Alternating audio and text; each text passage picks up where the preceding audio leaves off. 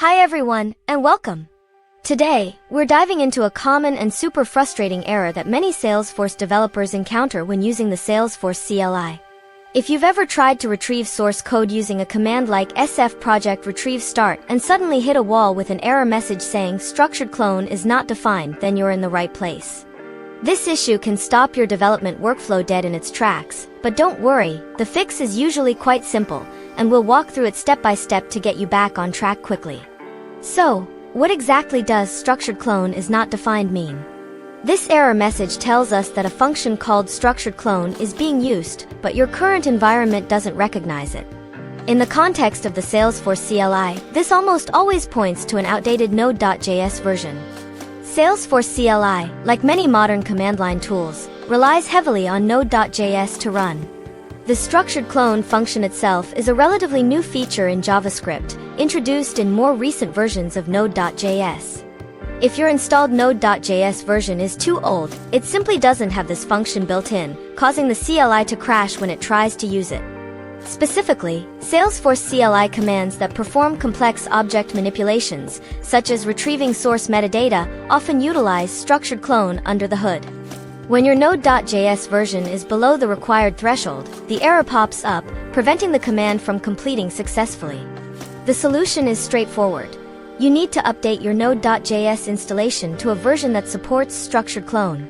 Salesforce CLI generally requires Node.js version 16 or higher, with Node.js 18 or even 20 being recommended for optimal compatibility and performance. Let's break down how to get this done.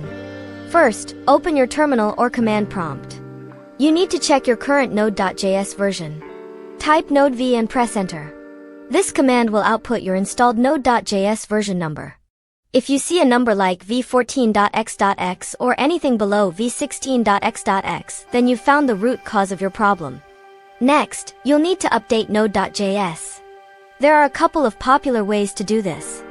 For most users, the simplest method is to visit the official Node.js website at node.js.org. Download the latest long-term support (LTS) version installer for your operating system.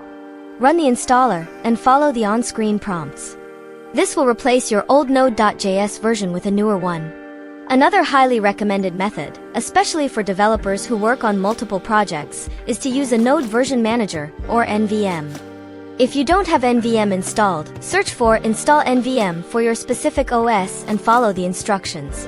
Once NVM is installed, you can easily install a new Node.js version by typing nvm install 18 or 20 for an even newer LTS version. Then, to switch to this version, use nvm use 18.